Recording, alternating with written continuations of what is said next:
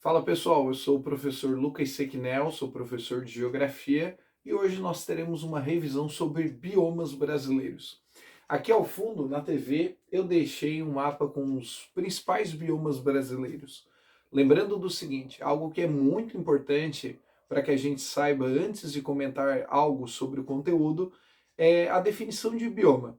Então, nós definimos na geografia o bioma como a estrutura ecológica complexa. Então, essa estrutura ecológica complexa tem algumas características que a compõem.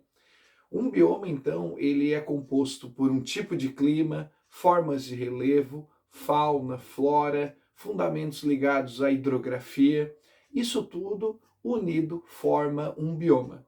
E como vocês já sabem, para quem acompanha aqui o canal e também acompanha as aulas lá no Colegião ou no Irmã Edviges, sabe que quando o professor fala sobre biomas brasileiros, ele sempre menciona o início de tudo.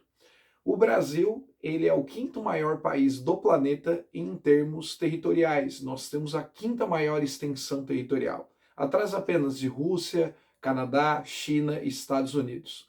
Como nós temos um território muito grande, é muito propício para o surgimento de diversificados tipos de biomas. Nós temos alguns grandes biomas e outros biomas menores que nós denominamos de bioma de transição.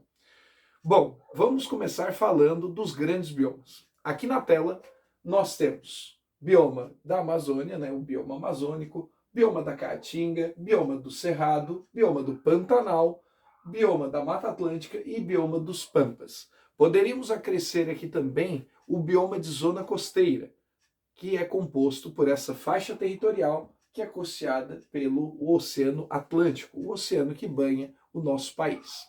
Mas, professor, e os biomas menores? Por que o professor não mostra nesse mapa? Bom, os biomas menores ou biomas de transição, nós podemos nomear dois. Uma área de contato entre o bioma amazônico e o bioma da Caatinga e o Cerrado. Esse ponto de contato está nessa região e é denominado Mata de Cocais.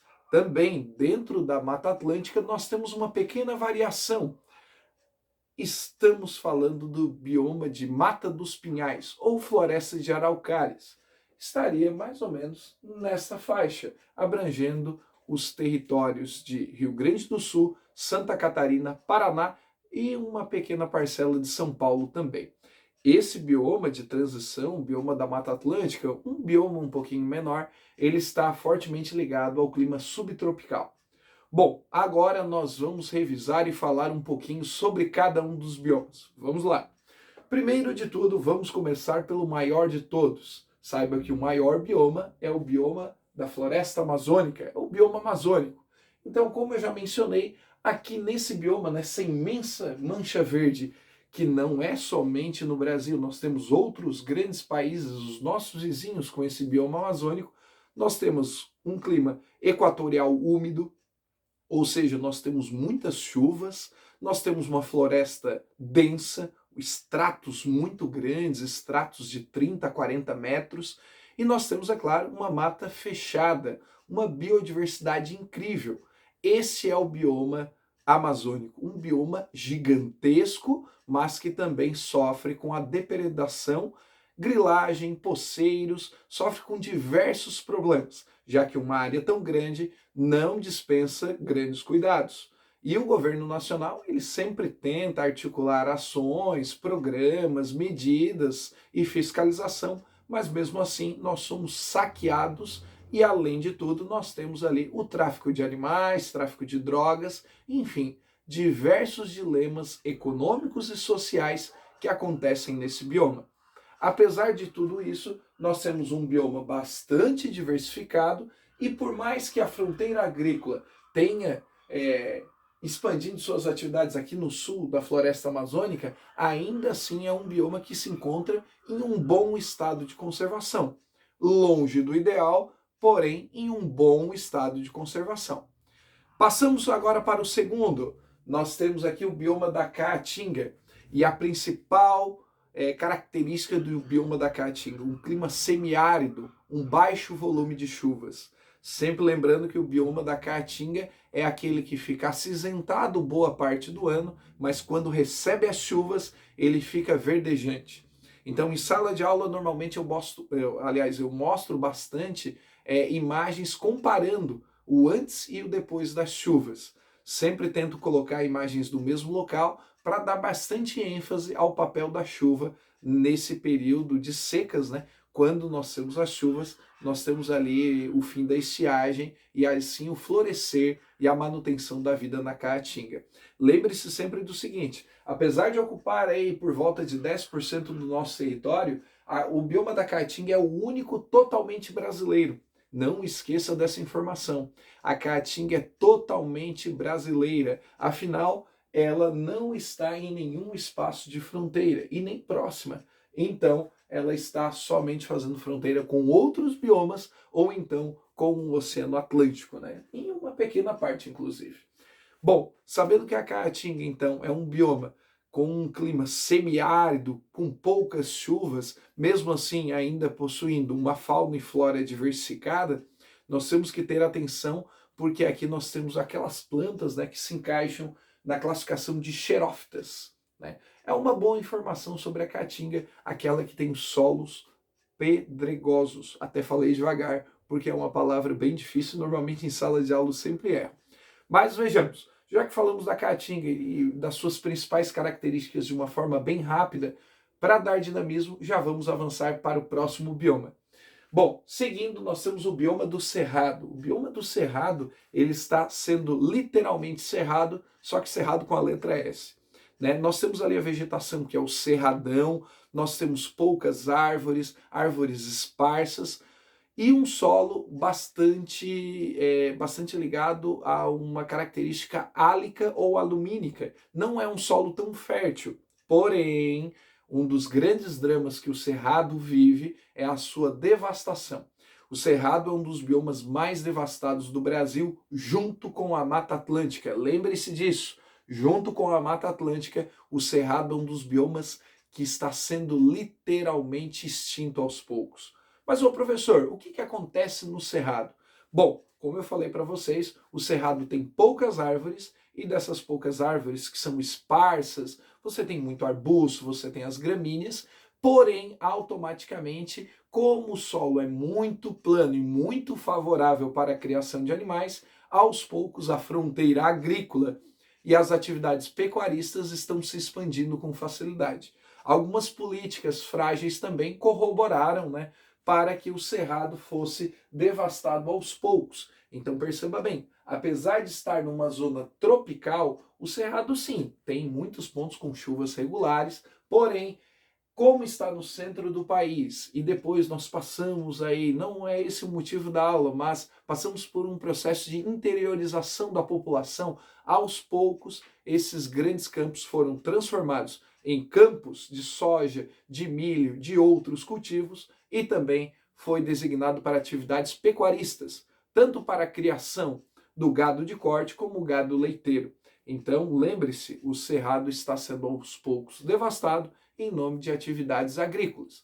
Lembrando que em sala de aula eu sempre enfatizo que eu e nem ninguém deve ser contra o progresso agrícola ou o progresso pecuarista, desde que ele seja feito de maneira consciente e condizente com as políticas públicas, preservando, é claro, matas nativas e zonas estabelecidas como parques ambientais. Lembre-se, invadir territórios e designar ou roubar, falsificar títulos é um crime que acaba acarretando um prejuízo a nível nacional, ambiental e global também. Bom, vejamos. Falamos então da floresta amazônica, do bioma amazônico, do bioma do Cerrado, do bioma da Caatinga. Vamos falar do que é melhor preservado. Eu sempre falo em sala de aula que é estranho falar isso, mas é o bioma mais bem preservado, né? É um termo não tão coloquial. Gente, o bioma do Pantanal, ele se alastra também, ele cai em outros países, como o Paraguai, e eu sempre comento em sala de aula que apesar dos desastres recentes, o bioma do Pantanal é um dos que está melhor preservados. Nós temos ali os símbolos do Pantanal, como a onça, o tuiuiu, também tem as capivaras, né? Então, o Pantanal, assim como outros biomas, tem as suas características bastante particulares. O Pantanal é a maior área úmida contínua do planeta. Então lembre-se que o Pantanal ele deve ser preservado e ele recebe muito a alcunha de Pantanal Mato-Grossense. Olha que interessante. Os estados de Mato Grosso do Sul e Mato Grosso, eles possuem imensa diversidade. E em um território que não é pequeno, claro, mas nós temos ali a transição de 3 a 4 biomas, né? Porque um pedacinho da Mata Atlântica também está ali próximo. Então lembre-se, gente, quando nós falamos do Pantanal, estamos falando de um bioma que tem um fator identitário muito interessante. Nós vamos sempre lembrar, além da área contínua, úmida e também dos solos pantanosos, nós devemos lembrar dos animais que são símbolos desse bioma, certo? Vamos continuar então. Na nossa revisão também é importante lembrarmos da Mata Atlântica. Lembre-se que em sala de aula o professor sempre enfatiza bastante que a Mata Atlântica é um bioma devastado por conta de atividades que já presumem o descobrimento do Brasil. Aliás, já preconizam, perdão. Gente, desde 1500, a partir de 1502 para ser mais exato, os portugueses, quando chegaram, se estabeleceram de uma maneira vagarosa e lenta, porém, quando se estabeleceram, as primeiras atividades foi já a extração do pau-brasil. Então, quando nós lembramos da Mata Atlântica, devemos lembrar que é um bioma que tem uma característica de um clima também tropical, né? Está na faixa dos trópicos. E aqui, gente, ó, nesse litoral, nós tínhamos o pau-brasil. Além do pau-brasil, as atividades de mineração, como nós tivemos também durante o ciclo do ouro, e também outras atividades ligadas à industrialização e urbanização, ajudaram a extinguir boa parte desse bioma. Esse bioma, gente, é bastante rico e tem uma biodiversidade muito próxima da floresta amazônica. Porém, hoje nós sabemos que os mares de morros, segundo Nassib Absaber, grande geógrafo brasileiro, estão aqui, ó, nessa costa. Porém, ao mesmo tempo, o ser humano foi devastando e até hoje nós estamos aí com uma quantidade incipiente. Hoje a Mata Atlântica tem basicamente 12%, né, de sua cobertura original. Alguns dados, pesquisando na internet, divergem, dizem que já são 8%, 9%. A minha fonte mais confiável mostra 12%. De qualquer maneira, sabemos que a Mata Atlântica está sendo devastada dia após dia. Programas nacionais até tentam estabelecer uma ideia de preservação, uma ideia de cuidado, mas é muito difícil diante de um processo de urbanização em que as principais capitais e cidades brasileiras estão todas na faixa litorânea. Perfeito? Então agora nós vamos para o bioma do Pampa. Lembrando que antes de falar sobre o bioma do Pampa, eu preciso que você deixe esse like aqui, que é muito valioso. Se inscreva no canal Lucas Sequinel, webgel.net.br, também o meu site, sempre tem as informações e tudo que eu estou passando por aqui. Bom, gente, falando sobre os Pampas, é importante lembrar que esse é o último bioma, né? É um bioma que está localizado da metade para o sul do Rio Grande do Sul. Também tem a ver com a Argentina, com o Uruguai, está tudo coladinho e próximo.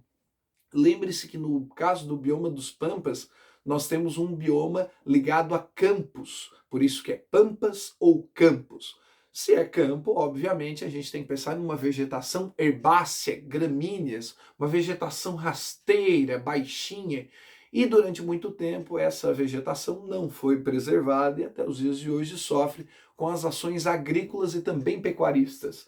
Indo, né, ao encontro do sul do Rio Grande do Sul, nós percebemos que os campos e as lavouras ganham o espaço e nós temos vários e vários quilômetros de propriedades gigantescas. Novamente, o professor insinua que quando nós não percebemos o avanço dessas atividades, também percebemos que nós vamos perdendo o valor identitário da nossa terra, das nossas riquezas naturais. Certo, pessoal? Então, lembrando, além desses grandes biomas, nós também temos as matas de araucárias. As matas de araucárias seria quase um subbioma aqui da Mata Atlântica, com aquelas araucárias bem bonitas, com as suas anteninhas. Também temos a mata de cocais, né? Nós temos ali na mata de cocais também um ponto de contato interessante, porque não é floresta amazônica, mas também não é caatinga, não é cerrado, uma vegetação mais esparsa e ao mesmo tempo com características bem próprias. Então, minha sugestão, complemente sua leitura, estude bastante, capriche para ir bem nessa prova. Outro detalhe, acesse o www, vários Ws, brincadeira, 3 vezes o w.webgel.net.br. Lá no WebGel você encontra mais conteúdos de geografia e com certeza vai encontrar todo o material utilizado em sala de aula. Uma tremenda de uma boa sorte e para quem não é meu aluno, acompanhe outras aulas e fique atento no WebGel. Um forte abraço e até a próxima!